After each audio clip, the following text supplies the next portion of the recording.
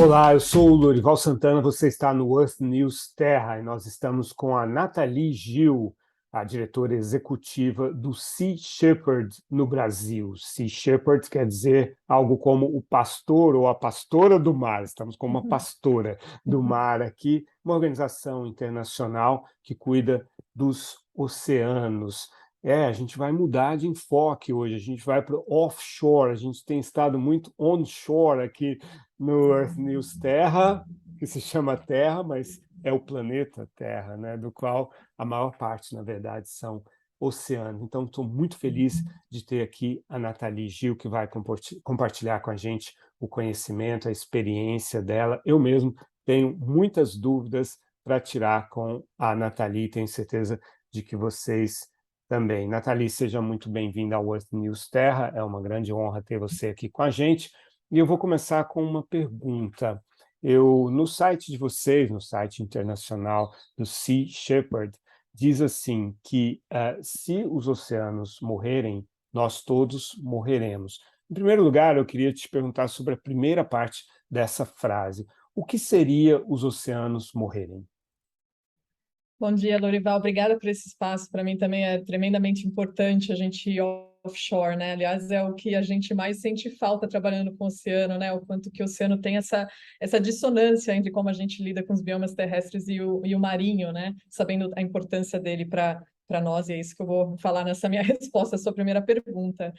O que significa o oceano morrer, né? O oceano, como você mesmo disse, né, é esse 70% do planeta Terra, que é mais planeta água do que terra, né?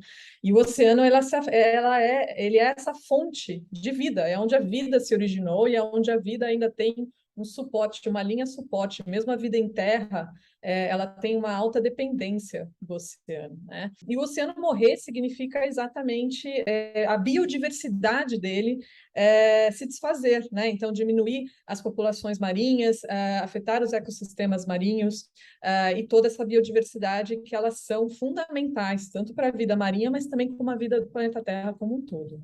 E aí a gente já entrou num tema aqui, que é a biodiversidade, que é algo que a gente tem discutido bastante aqui, porque acho que as pessoas menos familiarizadas com o tema da biodiversidade, quando elas ouvem falar de animais, espécies em extinção, parece que o efeito disso principal é mais emocional, assim, puxa, que pena, vai desaparecer do nosso planeta uma espécie, nossos netos Uhum. não vão conhecer essa espécie. Isso, de fato, é algo central, né? Todos somos seres Sim. humanos e emotivos e temos sentimentos, mas existem aspectos econômicos e de saúde, né, e climáticos relacionados com a biodiversidade. Então, antes de passar para a segunda parte da história de nós morremos, aliás, acho que estaremos nos Uhum. aproximando da resposta, né? Sim. Qual é a importância da biodiversidade para o oceano? O oceano, ele abriga a maior biodiversidade do planeta, né? Começa por aí. Então, quando a gente fala de biodiversidade, o oceano é central a isso. E a biodiversidade no oceano, ela é fundamental para a gente poder pensar em como que toda a circulação, vamos dizer, de produção, não só de nutritiva, mas também até, por exemplo, do oxigênio que a gente respira, vem dessa biodiversidade, vem desse total equilíbrio dos ecossistemas bem biodiversos, bem equilibrados em todos os seus biomas, né? O oceano tem biomas como corais, como até a parte mais, vamos dizer assim, híbrida, né? De mangues e tudo mais.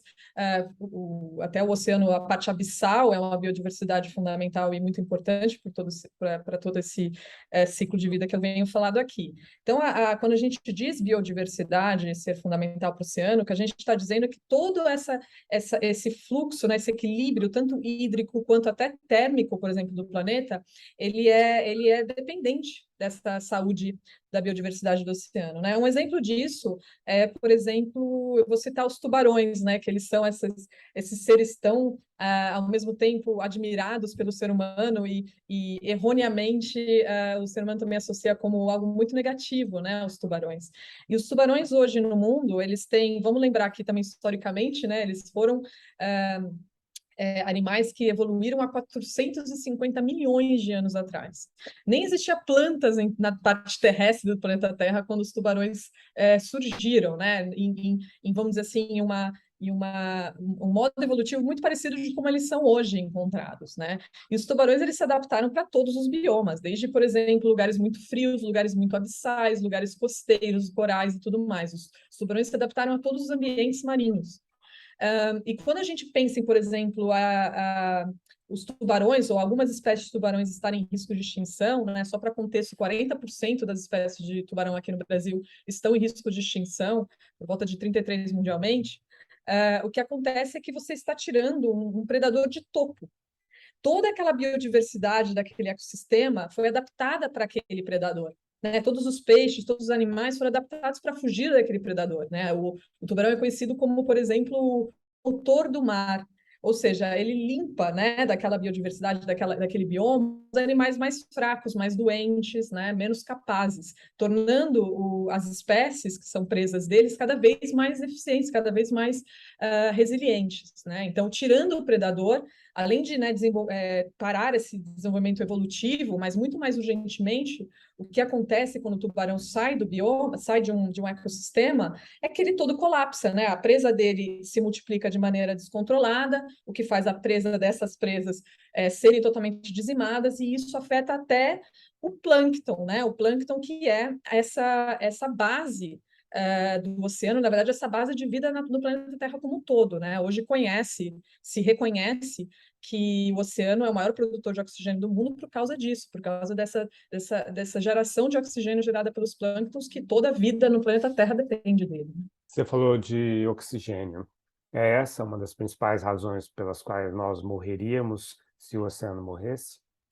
Sem dúvida, uma das, né? A gente tem o oceano como verdadeiro pulmão do mundo e certamente a gente tem que dar o devido respeito por causa disso. A gente já tem estudos mostrando que 40% do plâncton, da biomassa de plâncton já foi diminuída no planeta, então a gente ainda não entende qual é o impacto disso, mas realmente há um impacto que a gente tem que aprender cada vez mais sobre, mas o oceano também ele segura a barra para a gente, né? O impacto que a gente está gerando no planeta Terra, a gente falando de mudança climática e todo o impacto da produção humana no planeta Terra, o oceano está segurando muito a barra disso para nós. Dois exemplos disso são o fato de que o oceano hoje ele absorve 90% do calor emitido na atmosfera pelo aquecimento global. Então, quando a gente fala daqueles 2 graus, né, que a gente não pode passar, na verdade, o oceano já está ajudando a gente muito nisso, né? Ele está absorvendo 90% de todo o calor.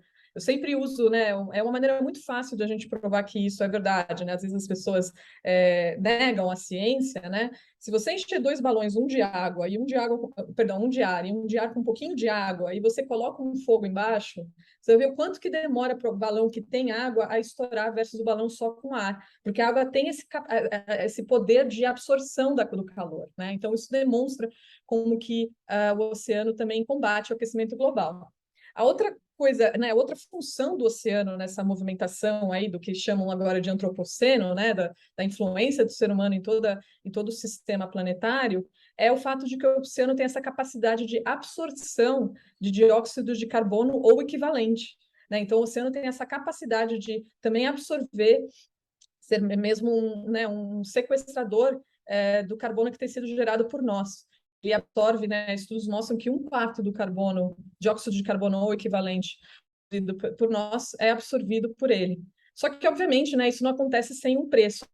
O oceano, por consequência, por estar aumentando sua temperatura, por estar armazenando quantidade de carbono que não é o natural, né, do seu sistema original balanceado, é que a gente já está vendo consequências disso, né, como, por exemplo, a acidificação, né, dos oceanos, o fato de que a gente está vendo morte de sistemas de corais, né? O coral ele é muito sensível com a temperatura da água, né? E a gente já está vendo essas consequências em diversas partes do mundo, né?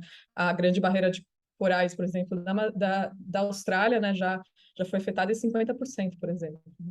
Eu estive navegando ali por Seychelles, fazendo uma reportagem sobre a pesca lá, que diminuiu bastante, exatamente por isso. O aquecimento do mar levou à morte de corais, né? Os corais, eles ficam escuros, né? Ficam marrons e morrem, e ali se escondem muitos peixes nos Sem corais, né? dúvida. Então, por não É poder. um berçário, né? Como o mangue, o coral é um berçário da vida marinha, onde vários peixes e outros animais usam para se reproduzir, né, e para se alimentar.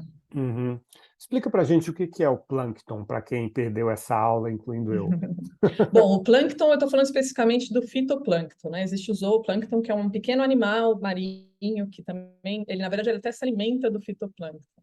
O fitoplâncton, ou também a cianobactéria, né, que é de outra, vamos dizer assim, veia de evolução, ambos têm essa capacidade que a gente vê nas plantas, né, de transformar carbono em oxigênio e de, na verdade, usando o poder do sol para gerar nutrientes também, né? O fitoplâncton se alimenta da energia do sol. E isso é fundamental para a vida na Terra. A vida da Terra originou exatamente com o poder energético do sol em nossa Terra. E o plâncton ele é essa pequena fábrica de transformar a energia do sol em nutrientes para todo o sistema de vida na Terra.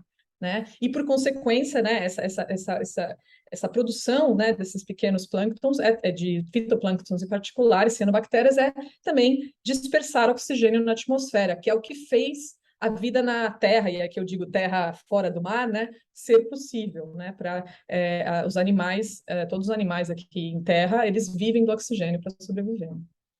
Hum. Então, acho que já está explicado por que que todos morreríamos, né? Toda a vida na Exato. Terra morreria. Quantos por cento o oceano absorve da temperatura? 90%, estudos 90, mostram. é um dado muito impressionante Muito esse, né? impressionante mesmo. A gente tem que considerar que é uma grande biomassa, né? É a grande biomassa, tirando a atmosfera, é a água, né? Então, e ela tendo Uhum. essa capacidade de absorção é o que faz ele ser. Mas o que é mais importante, né? O oceano produz essa quantidade de oxigênio por causa da biodiversidade. Voltando aqui no assunto de biodiversidade, né, Lorival?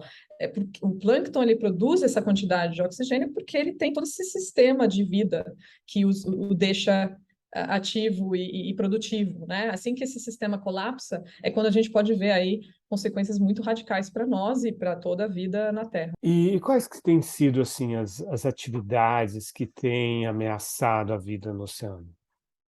Bom, eu gosto sempre de lembrar, né, infelizmente a humanidade ela foi construída com as costas para o oceano, né? Obviamente, tirando povos tradicionais que são muito dependentes do oceano e muito integrados a ele e vivem com respeito ao oceano, que existem ainda, mas estão cada vez raros. A sociedade, né, vamos dizer assim, um tempo relativamente curto, foi construída totalmente vendo o oceano como nosso quintal, né? Então, a gente despeja no oceano tudo que a gente gera de subproduto, né, ou de descarte, seja, obviamente, a gente está falando aqui o descarte mais próximo do cidadão comum, que são resíduos, né, e esgoto, mas também descarte de produção fabril, descarte de produção agrícola, pecuária e tudo mais, são jorrados para o oceano. E a gente já também não as consequências drásticas disso, né? Como, por exemplo, áreas mortas no oceano ou alta proliferação de algas, que não é nada bom, né? A gente acabou de falar de plâncton aqui, mas quando eles se proliferam de maneira descontrolada, o que acontece é exatamente abafar aquele ecossistema e matar aquele ecossistema, né? Porque está se produzindo oxigênio em uma quantidade muito avassaladora para aquela localidade.